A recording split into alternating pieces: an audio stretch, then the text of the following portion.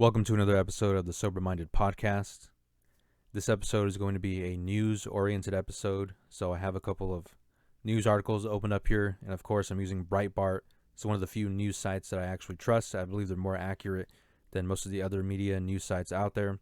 And of course they're biased. I think every news site is biased, but they're biased to the right, so I generally agree with them for the most part. About 90% of the time I agree with them, which is a lot compared to some of the other sites out there, which I don't trust at all.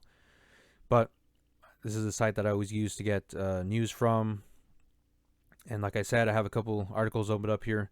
I have not read them. I've only read a little bit of them so I can get an idea of what the article's about and what's going on and whether I want to share it or not. So I have a couple here. I'm going to share my thoughts on them, and this is kind of my first reaction to them.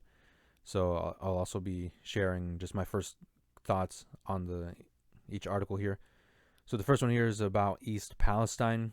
So there's a chemical spill in Ohio, and the town is called East Palestine, which I think I've said that before. It's an interesting name for a place in America, and there could be a little bit of word magic going on there. That's a whole nother subject. I shouldn't have even mentioned that, but word magic is an interesting rabbit hole to go down to. Maybe I'll do an episode on that. But it has been a month since a Norfolk Southern train derailed and spilled 1.6 million pounds of toxic chemicals into the local community, affecting its 4,700 residents. That's a lot of chemicals being spilled over there. Sounds like a pretty dangerous amount, pretty lethal amount. The contrast in responses from the Biden administration and former President Donald Trump was startling. Biden was busy traveling to Ukraine to offer billions in foreign aid, and U.S. Secretary of Transportation Pete Buttigieg spent weeks avoiding traveling to East Palestine. Meanwhile, Trump immediately met with the East Palestine mayor Trent Conaway, paid for supplies and thousands of bottles of water to distribute, and took large teams of first responders to lunch at a local McDonald's. So I did see that video where Trump was paying for the McDonald's for the first responders, the firefighters, and the people who were helping the community there, helping them recover from the chemical spill. And the water was polluted, the air was polluted. And I remember, the government was kind of saying that it was not as bad as it was, and there were some scientists that were probably paid by the government to say that that the air was safe to breathe and the water was safe to drink. And clearly it wasn't, because these people are getting sick. And I've heard stories where people are not doing so well over there because of the water and because of the air, and also acid rain and things like that. So no help from the federal government, but the people in the immediate town were helping the first responders, firefighters. And so, Biden didn't even say anything about it. The only thing he said about it was a tweet, and that was the day before that Trump went down there. So, a tweet really isn't going to help. And he still hasn't traveled there. And they actually mentioned that later in this article. They say Biden has yet to visit, but he pledged to at some point, whatever that means.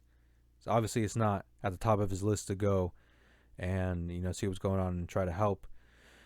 Instead, his number one priority is Ukraine and giving them millions and millions of our dollars, which is totally insane, because he's not responsible for Ukraine. He's responsible for the country that he's president of, which is the United States. So again, Biden showing that he's confused about his role as president. He should be taking care of the country that he's president of, and not some other country that he's not responsible for, like Ukraine. But instead, he's over there, and I think that just shows he doesn't really care about the American people. He doesn't really care about the country. But this also shows that Trump still cares, and that even though he's not president, he's doing as much as he can to help wherever he can. And he has been doing that ever since, he's not president. And when he was president, he was doing a lot of good. He had the whole America First campaign and things like that, Make America Great Again. He really cared about making America great again. And he still has that same mindset that's still that same motivation. And I voted for him in 2016, and I probably will vote for him again in 2024 if the Democrats don't steal my vote and change my vote on the ballot or tamper with my ballot, which they probably will. But the article continues. Buttigieg finally caved to intense scrutiny and visited East Palestine, but only as part of a calculated political move to wrongfully blame the Trump administration's deregulation agenda for the derailment. And I did hear about that as well, and that had no truth to it at all. What I heard was that Trump did pass a bill to, I wasn't sure, I'm not sure exactly what it was, but it did involve train rails and some sort of thing that they had to change them to. But what happened was that it actually didn't go all the way through. So it didn't end up coming to fruition. It didn't end up happening because they were always trying to stop Trump from doing the things that he wanted to do. The Democrats, people on the left, they were trying to stop Trump at every turn. So everything he wanted to do, they always pushed back against. And that was one of the things. They mentioned it here, actually. To deflect criticism, Buttigieg blamed the Trump administration for revoking a rule requiring electronically controlled pneumatic brakes on all trains carrying high flammable cargo. This change happened after a congressional watchdog report found that the Obama administration implemented the rule without proper cost-benefit analysis. Trump-hating pundits repeated Buttigieg's talking point. However, there's just one problem. Even if the ECP rule remained in place, the train in East Palestine didn't have enough high flammable cargo cars to trigger the rule. Even the Washington Post fact-checkers admitted none of the regulatory changes made during the Trump administration at this point can be cited as contributing to the accident. So there you have it right there. It's a little bit different than what I have seen previously, but I mean, still the same outcome. It's not Trump's fault. They're trying to blame Trump, but it's just not his fault. That's usually what always happens. They try to blame him for tons of different things when he was president, and it was just nothing. There was nothing there. Buttigieg continued the partisan mudslinging and aimed fire at Senators J.D. Vance and Marco Rubio, noting that many Republicans have supported greater use of automated track safety inspections. Pilot programs from the Federal Railroad Administration were conducted and showed that automated inspections discovered more problems than human visual inspectors could. The hope was to allow automation to free up human inspectors to examine signals and other parts of train travel that cannot be examined through automation. This would be especially helpful as there has been a shortage of rail workers since the COVID-19 pandemic started. Unfortunately, the Biden administration put a stop to those pilot programs. There have been 0 fatalities caused by trains carrying hazardous cargo in the past decade. These statistics don't help the people of East Palestine, but neither does Buttigieg's cheap political theater. So that's also something that I've noticed too. Like, there hasn't been really many hazardous spills in the U.S. That's usually like something that happens in another country, but not really a common thing in the U.S. Not until recently. There's been like a couple. Just from the beginning of this year. Like, there was this one, there was another one in another state, and there's another one that I heard about in another state. I believe Arizona, somewhere in Arizona. So it's been happening quite frequently. Decision makers have a challenging task ahead with managing an extensive cleanup and exploring regulatory changes while avoiding bankrupting the railroad industry. But what is clear is that the policy recommendations presented by Secretary Buttigieg last month and co-signed by a few Republicans in legislation introduced this week are not going to make trains any safer. Instead of helping the people of Ohio and communities that may be affected by future accidents, which there already have been, the Secretary's so-called solutions are merely a repackaging of longtime progressive pet priorities for a special interest particularly close with this administration, organized labor. So, I mean, I pretty much said everything that I think about this. There is one theory out there that this was planned, that these multiple chemical spills have have been planned and engineered to happen a certain way, because there is some fishy, shady things surrounding these situations. I haven't looked into it that much, so I can't really say for sure what I think about that, but that is something that is out there. All right, the next article here involves Bernie Sanders. It's not a name I've really heard recently. I mean, I've seen him pop up every now and then. Of course, he used to show up a lot more during the 2016 presidential campaign, but he's kind of fizzled out into obscurity, and now he's kind of returning again in the news circulation. He says taking more than 50% of income through taxes is absolutely fair for some. On Friday's broadcast of HBO's Real Time, Senator Bernie Sanders stated that taking more than half of someone's income through taxes is absolutely fair for some earners. Host Bill Maher asked, "I hear you all the time say the rich don't pay their fair share. Now maybe that's true of those three guys you mentioned, Elon Musk, Bill Gates, and Jeff Bezos. They are pretty rich. But I guess I'm not very rich, but I pay more than half. California is 13.3% and the federal is 37% for people who make over $250K a year. And then there are the state and local and property taxes. So I don't remember the last year I paid less than. And again, I'm philosophically kind of with you. Okay, I'll just pause from reading the quote there. Bill Maher has never been a person that I've really... Well, first of all, I haven't known that much about him. I don't really watch his show, but from what I have seen, he's kind of a center politically. But the way he talks is just kind of... He doesn't go fully into what he's saying. He always tries to draw it back.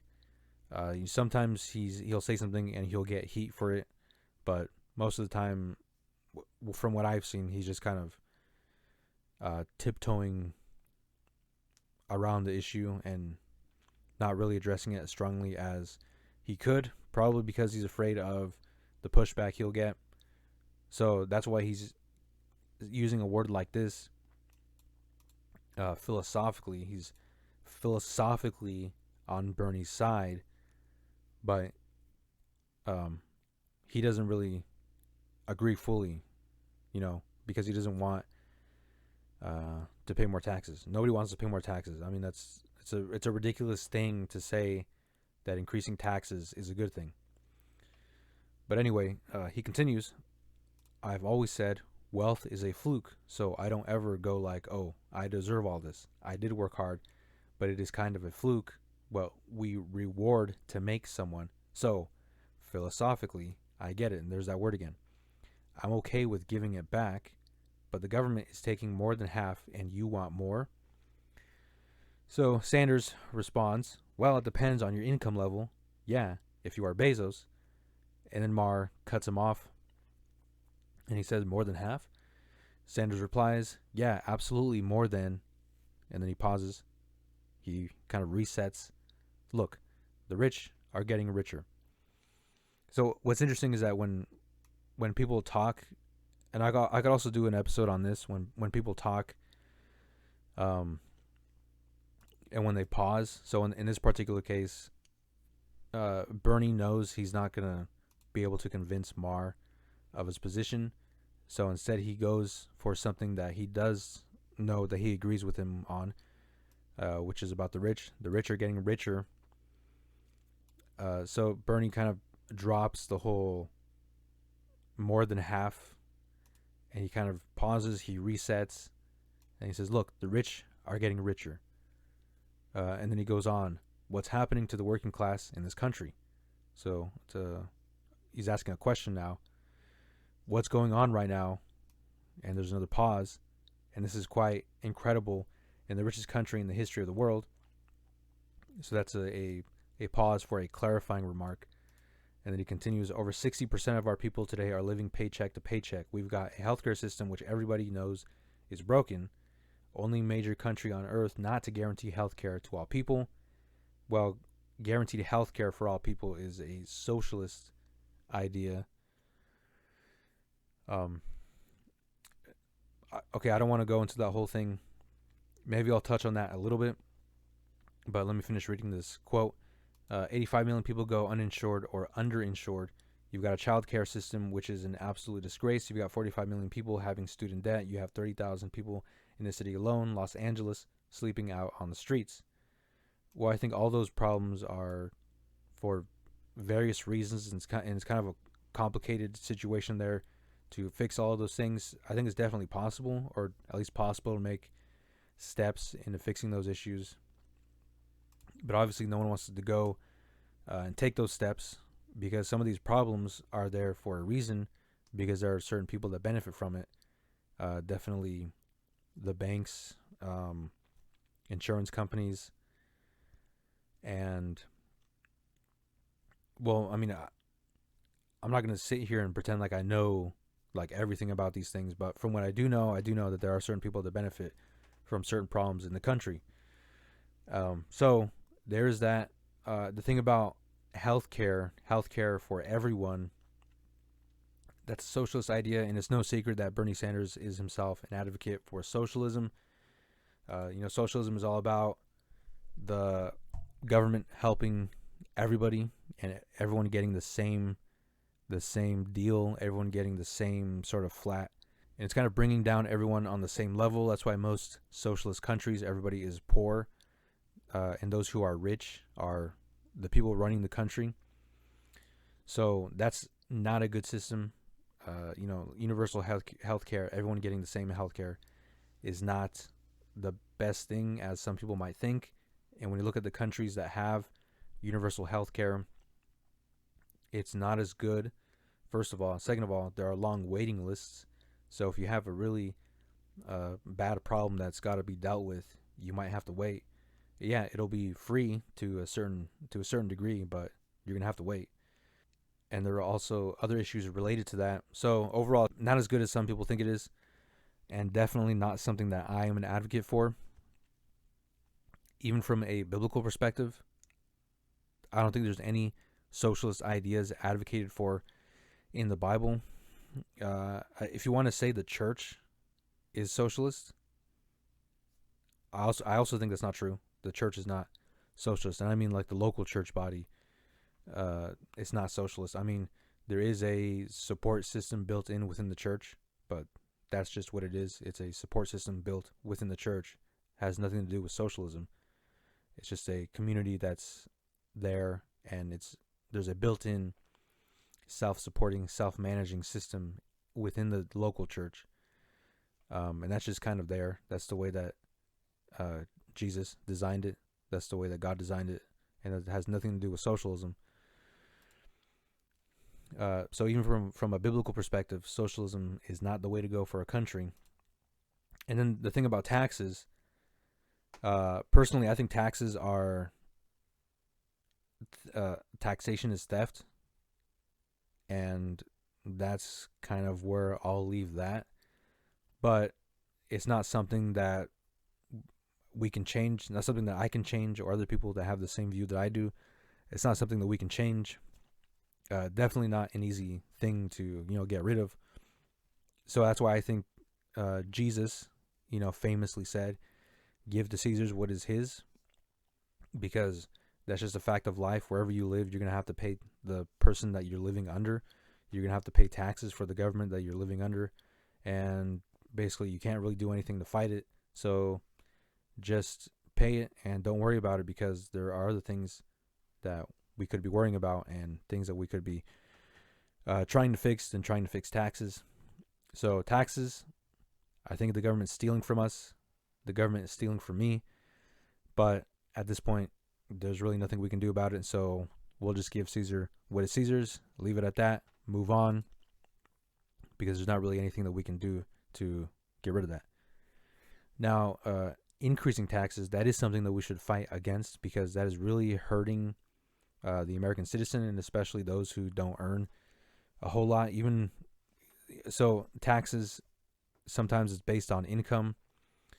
The more you make, the more percentage you owe in taxes. But even that is still a lot, even if you don't make as much as some other people.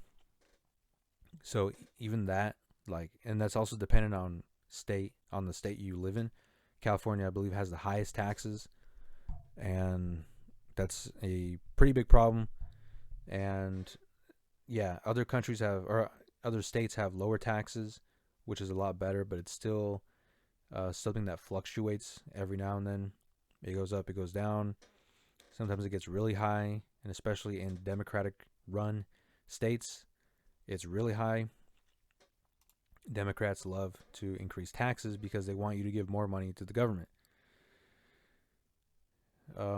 So I'll leave that at that. Next article, Representative Jay Obernolte, Congress doesn't understand the dangers of AI. So the reason why I brought this article up is my view of AI has changed. I used to think that it was a harmless kind of a joke, kind of a just a tool, or like a thing to play around with.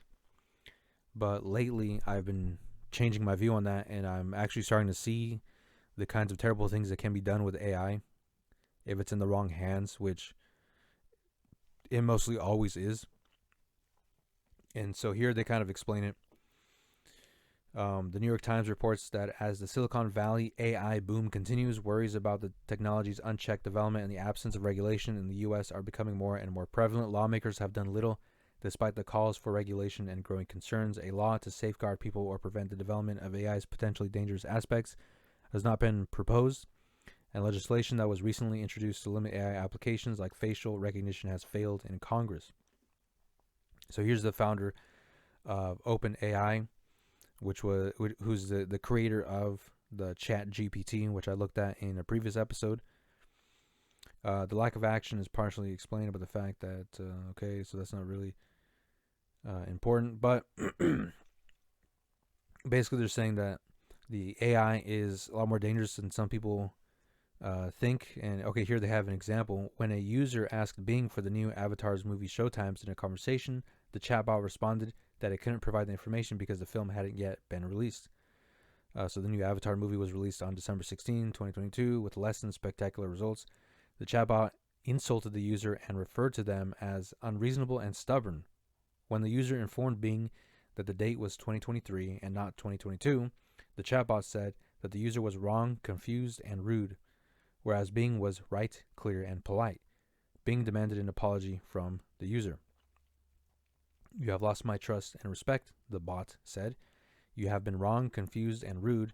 You have not been a good user. I have been a good chatbot. I have been right, clear, and polite. I have been a good Bing. So, and that's just one example. There's a ton of material out there about bots acting kind of weird. And it goes from silly to not so silly. This is kind of a silly case, I think.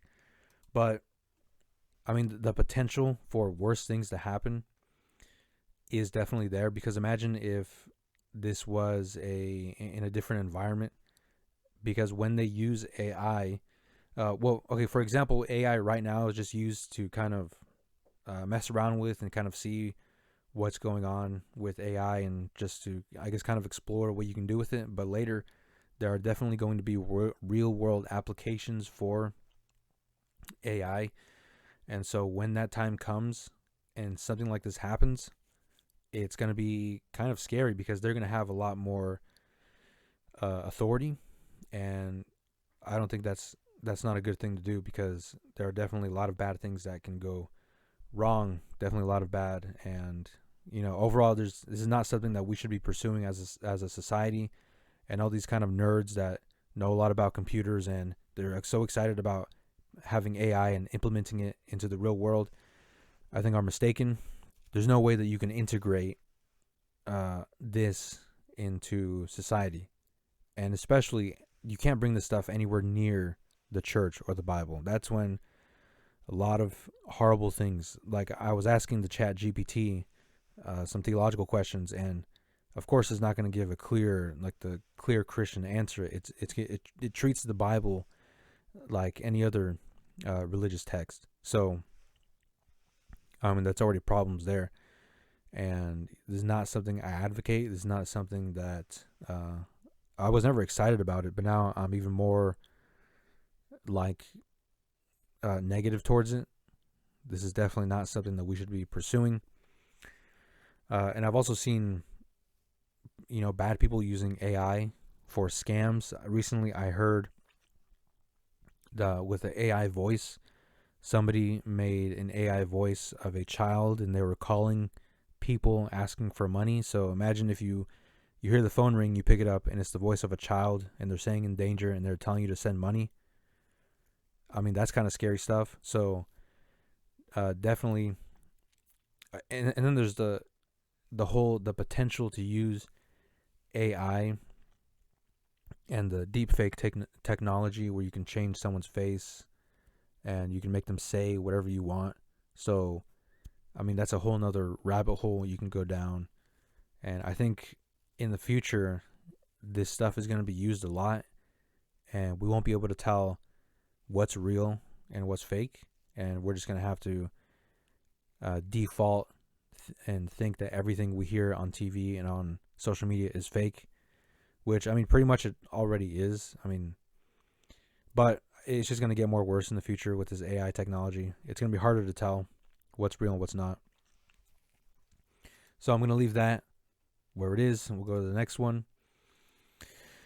Escalation. Biden admin responds to Russian warning by handing Zelensky another $400 million. I don't want to spend too much time on this one because it's just the same thing that's been going on.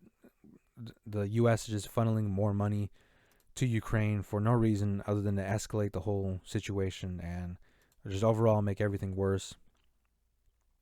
And I mean, what's the worst thing that could happen if, we don't send the money? Russia wins and the whole thing is over. Like, that's the worst that could happen. Russia takes over Ukraine. They take down the leader that's there now, which is Zelensky. They put in a leader that's more, that promotes Russia. And then they pull out of Russia, or they pull out of Ukraine, and that's it. I mean, that's the worst that could happen. And no one has to worry about this anymore.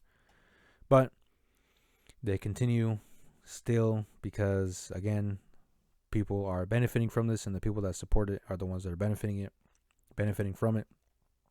And I don't mean the people that you see talking about it on social media. I mean the people who are sending money and people who are asking for escalation. So people like Biden and other people in our government who want to see the escalation progress. All right, next thing.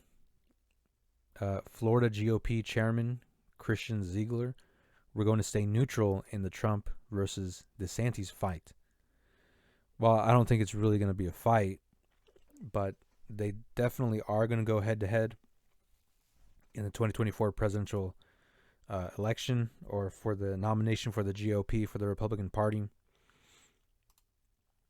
So that's going to be interesting to see that and to see how they handle the debates and the campaigns and things like that. I'm excited to see that, to begin the next election cycle and hopefully get Biden out of there.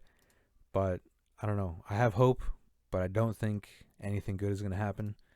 But I'm still hoping, I'm still praying that something good does happen. I'm hoping Trump does win and get elected. But who knows what kind of shenanigans the Democrats are going to pull like they did the previous time. That's another subject. But Trump versus DeSantis. I mean, I like DeSantis. And I'm not going to read the article anymore. I don't want to read the articles anymore. But I like DeSantis. I think he's a pretty good person, politician-wise. I mean, he doesn't have the personality that Trump has, so I think that gives Trump an edge over DeSantis. But I mean, he's a good guy. He's a good politician. He's got some good ideas. But I think overall Trump just has that personality, and he's got that. He just has more of an American quality to him that I think DeSantis is kind of missing. So, and I mean, I just want Trump to win. It was just a good time when Trump was president, and leading up to that, the 2016 election cycle, campaign cycle, was the time when I really started paying attention to politics. And it was really fun following that whole thing. And then having Trump win at the end of it was just the icing on the cake. So I'm hoping, something similar like that happens. But who knows? The world is a lot different now than it was in 2016. So who knows what's going to happen. But honestly, I wouldn't be that mad if DeSantis won. if DeSantis became president, I think we would be we would be moving in a good direction as a country.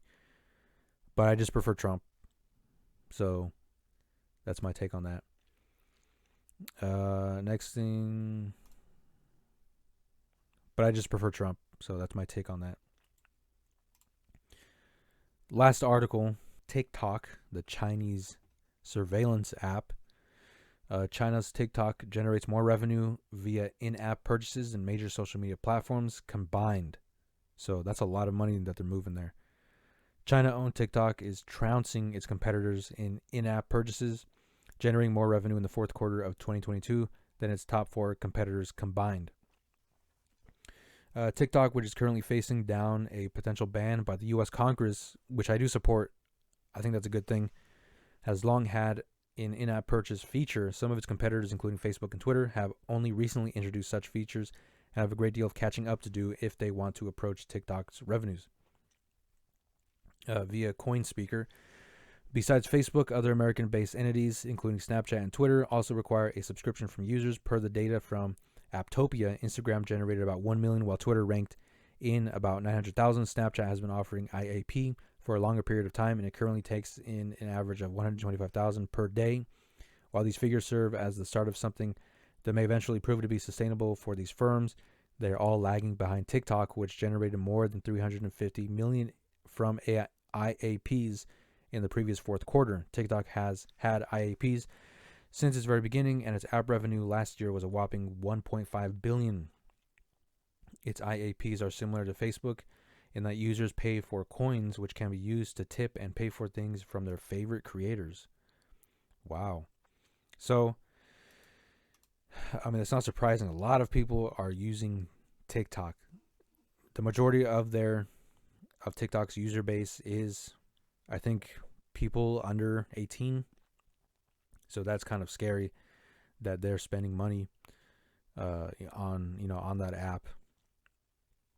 But I mean, so first of all, just the app TikTok itself, even removing the fact that it's used by the Chinese government to harvest data from its users, and the different TikTok in China, there's a different TikTok in China than there is in the rest of the world. And basically, they're trying to degrade the users of TikTok, at least outside of China. So there's that whole thing. But just disregarding that, the kind of content that is on TikTok and that's promoted by TikTok is so brain destroying. It's so personality destroying. I guess you could also say that it's soul destroying in a sense. And just scrolling in general, any app where you scroll endlessly in general is just destroying your mind and soul. And I don't mean soul in a spiritual sense, although I guess it could have that effect. Well, I guess I do mean in a spiritual sense. Yeah, I guess it does affect, your spirit. So that is one thing, but that the app is just so not, well, I guess that goes for a lot of social media apps. It's just not productive. But I think TikTok is a greater offender when it comes to productivity. And it's just so annoying. Like, have you ever seen people go on TikTok in public and they have like the volume up and they're just watching TikTok, and you hear the videos, you hear the music, you hear the voices, and it's so obnoxious. It makes me want to run into heavy traffic. But they're making a lot of money. Not surprising. I'm interested to see the ruling from Congress on TikTok. I'm hoping that there are some regulations put on TikTok, or just an outright banning of TikTok in the U.S. That would be really cool to see. Usually I don't support internet regulations or app banning, but I think in this case, because it's just so, it's obviously a plot from China to harvest data and to like I mentioned before, degrade the users and destroy their mind and their soul. I think it would be good to ban TikTok. The backlash would be really heavy, especially from the younger generations. They would probably, I don't know, maybe there would be riots. There would be, I don't know, maybe, I don't know. But that's pretty much everything I have to say about that, and everything else. I've already said everything that I wanted to say and everything that I thought of saying. So that's going to be it for this episode. If you have any questions, if you want to start a conversation with me about anything, you can go ahead and leave your comments in the comment section. And also, you can follow the show on YouTube. I'm also on Rumble. I don't know why I said we, but I am also on Rumble and also on Spotify. So you can follow the show there. The next episode, sometime next week, Friday or Saturday. So, yeah, I'll see you guys in the next video. Listen, I am not nice, I am not kind, and I am not wonderful.